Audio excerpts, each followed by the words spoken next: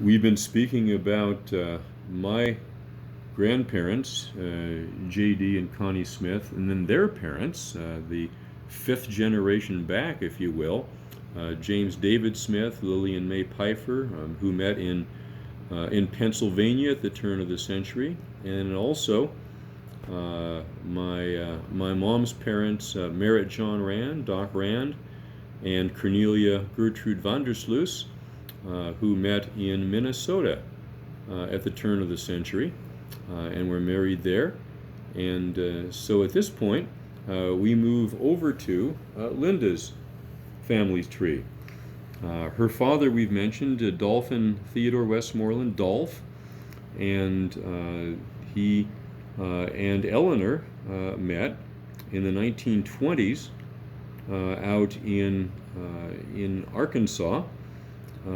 Dolph Westmoreland had a challenging early life, especially, and that's because as we go up to the tree, his father Leon, who was a printer, born in Mississippi, and then moved up to Arkansas, he met Addie there during the years in Arkansas. They were married in 1901, and Leon lived on up to 1960.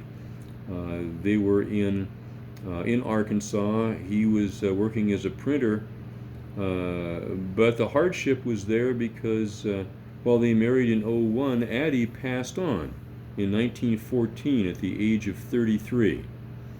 And so with that, there were three children, as the photograph suggests. This picture of Leon, Lee, and Addie.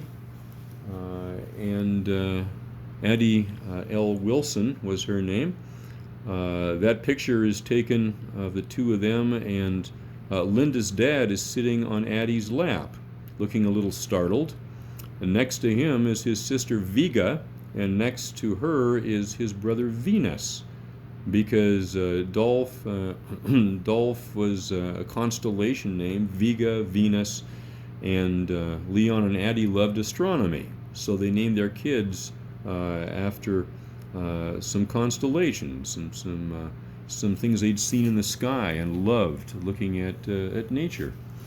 So Dolph was age 7, and after that, years went by. They sort of raised themselves as he was supporting a family through business in certain ways. One very simple story. There was a phrase in the English language that said something was really good when you could say it's the best thing since sliced bread. And I used that once with Dolph, and he says, "That's not very good." I said, "Why is that?" And he said, "Because when my mom, Addie, died when I was 7, I was the only child I knew in the school that had to buy sliced bread. Everyone else had it cooked and baked at home. And so that bread that I carried basically said that I'd been orphaned by my mom." And a very powerful story, and he told it with great tenderness. So, as we say, Leon was a businessman, was a printer in Arkansas, western part of the state, near a little town called Mixon, or the next larger town's Boonville.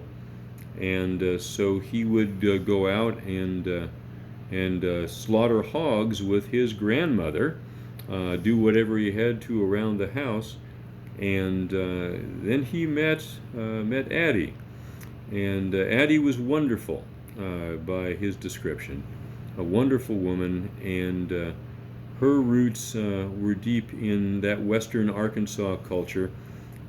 She loved beauty, the fine arts, loved to dress nicely, as much as income would allow, but raised her children with great tenderness. And so Lee and Addie had a marriage that was only there for 13 years, but the three children went forward, and ultimately, Dolph would Dolph would come west, and came out to the west in the 1930s when he and Eleanor married in 1931. They were married in Albuquerque on their way out here, and so they stayed in this region, as we've said. but there was still some family back in that area, the Wilsons and a number of Westmorelands, and we've been in some touch with them right up to this day.